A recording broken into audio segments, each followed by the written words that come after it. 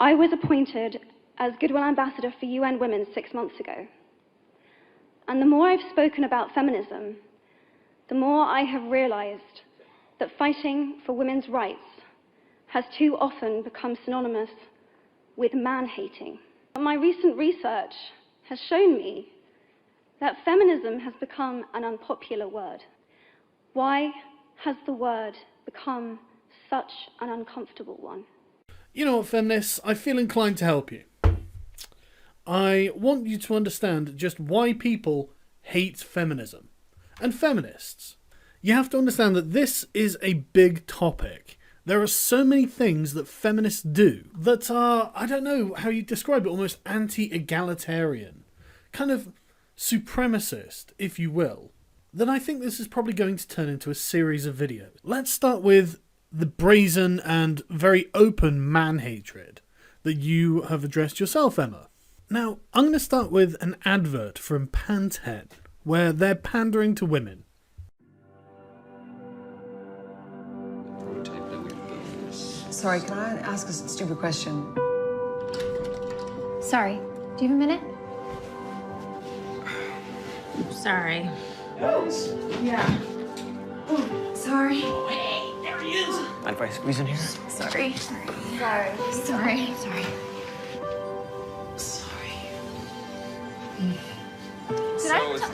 Sorry, you go first. No, it's just, I was gonna say. Yes, this is the epitome of first world problems, but let's recap what's going on in each scenario. Woman interrupts man talking. Absolutely every reason to apologise. A man would apologise to a man for interrupting his speech to ask a question. Woman interrupting someone unseen in their office. Again, every reason for this person to apologise for interrupting. Woman's elbow resting on the arm of the next chair, so when the guy sits down, he is touching her and she apologises for it. Completely normal. Again, not a gender-based thing at all. Anyone should apologise for having done this. Mother apologises to father for interrupting him by forcing him to take their child so she can do something else. It's a completely normal interaction. And she's just being polite. There's nothing wrong with this at all. And women in a boardroom who are not giving the person trying to sit down enough space, so they apologise. Sorry, I wasn't letting you sit down because I was taking up too much room. Woman apologising to boyfriend because he has too much of the covers and she's waking him up when she's trying to take some. Possibly the only thing in these examples she shouldn't actually apologise for out of politeness. Two people start talking at the same time and the woman apologises for talking at the same time as the man. Again, there's no reason that you wouldn't do that. He is in fact being impolite for not apologising as well. So what's Pantene's suggestion?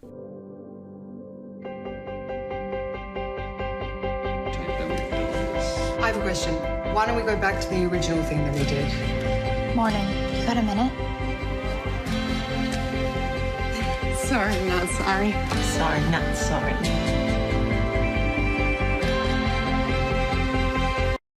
Pantene's suggestion is for women to be passive-aggressive bitches.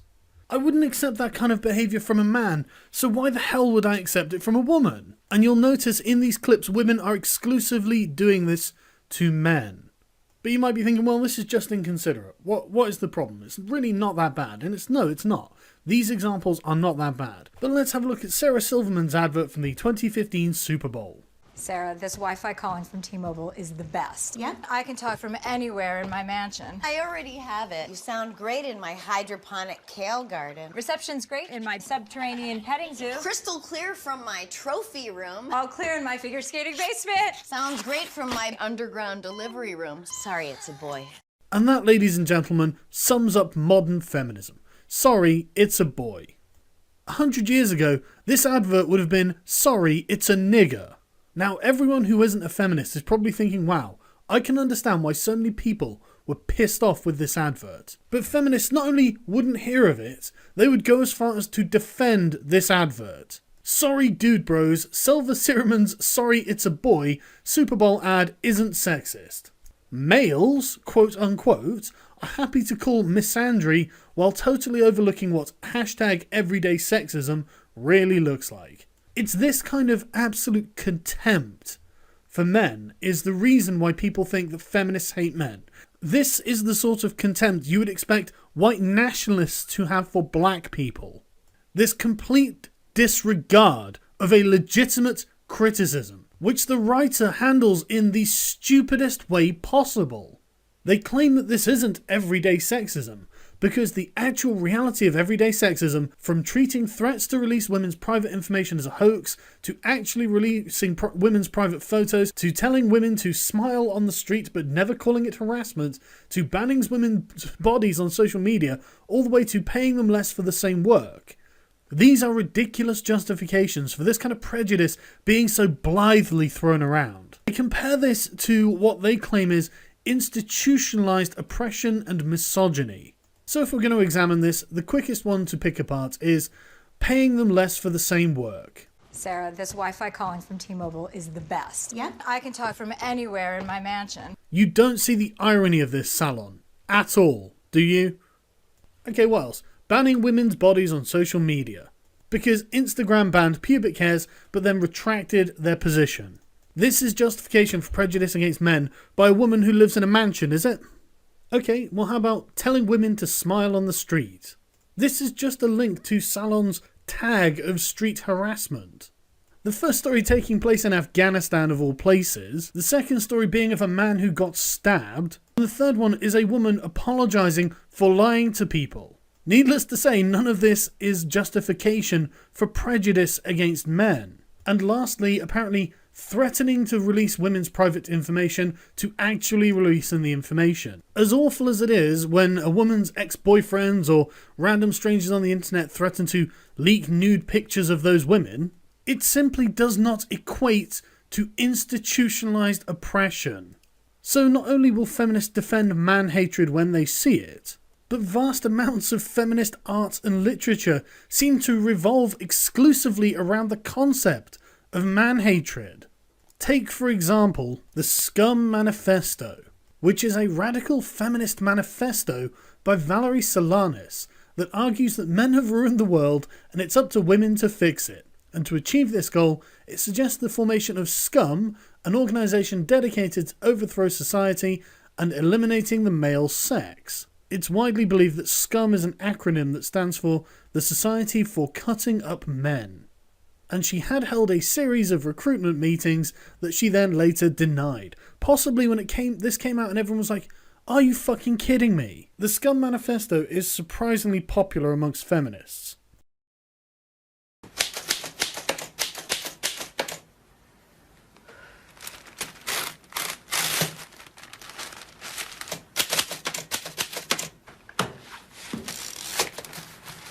I dedicate this play to me. A continuous source of strength and guidance, and without whose unflinching loyalty and devotion and faith, this play would never have been written. I dedicate this play to myself for proofreading, editorial comment, helpful hints, criticism and suggestions, and an exquisite job at typing. And finally, I dedicate this play to I, for independent research into men, married women, and other degenerates.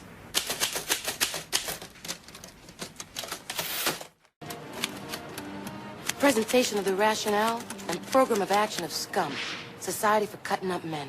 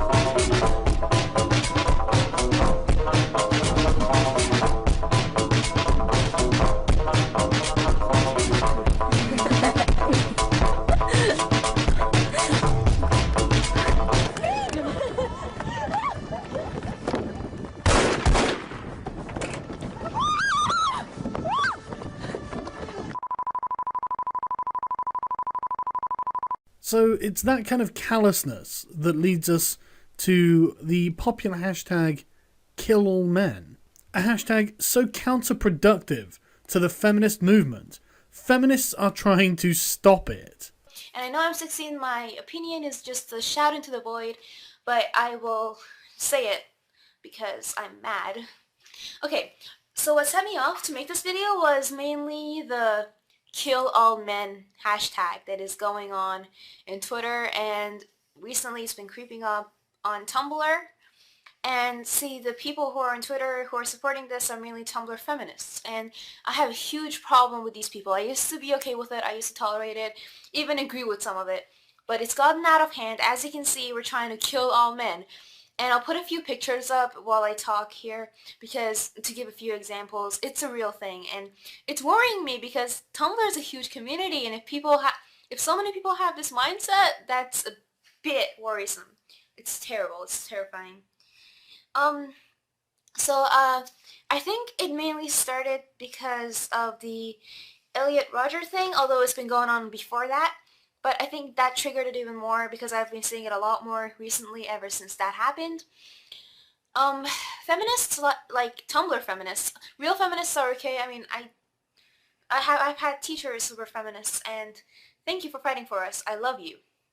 But Tumblr feminists seem to have this, so little knowledge on the actual topic, and they take every incident that happens and they try to twist it into, an issue for feminism. And as you can see, I'm a woman, and see, I would fight for my rights, but it's gotten to the point when we're oppressing men to do it, and I don't believe that's right, because what's the point of that? Fighting for equality by oppressing men? That's not going to work. But this is, of course, just a bunch of Tumblr feminists. I mean, it's not like someone with real power would treat men's lives with contempt, is it? Well, actually, we need only look as far as Hillary Clinton. Hillary, call me a feminist Clinton, who may well be the Democratic nominee for the next American presidential election. This is a speech that she gave in El Salvador in 1998. A speech in which she unironically says that women have always been the primary victims of war because they lose their husbands, their fathers, and their sons in combat. This is so insanely callous. This is unbelievably dismissive of the lives of the men involved, as if they are merely machines. This is like saying that men are the primary victims of childbirth when there are complications and the mother and the baby die. She says, again unironically, that being left with the responsibility of raising the children is a worse thing to happen than being blown to pieces. So when a blog post called "I aborted my baby because it was a boy" went viral, it's unsurprising that people thought that this was written by an actual feminist. After all, why wouldn't they think that? From what people have seen from feminists, why would they think that this wasn't real? Feminists went crazy, desperately trying to justify just how very, very obviously fake this was. Even though, to the average person, this is exactly what they would come to expect from feminism. There was nothing about this story that was incongruous from people's experiences of modern day feminism. And so feminists were falling over themselves to show just how this wasn't true. At no point did I see any of them turning around and asking themselves, why does everyone think this is true? So when Emma Watson is standing before the UN, pondering, and the more I've spoken about feminism, the more I have realized that fighting for women's rights has too often become synonymous with man-hating. My response is, well, it's because feminists seem to hate men. And when they're called on it, they will go as far as to redefine words for their own convenience. This picture comes from a gender studies textbook, redefining the definition of sexism to include power. And they have used this as rationale to say, well, if we can't be sexist towards men, then we can literally say anything we want towards men. We can be as quote-unquote ironically misandrist as we like, because apparently women do not hold institutional power, as if that matters in interpersonal interactions, and they do it to ameliorate the guilt of being vile human beings.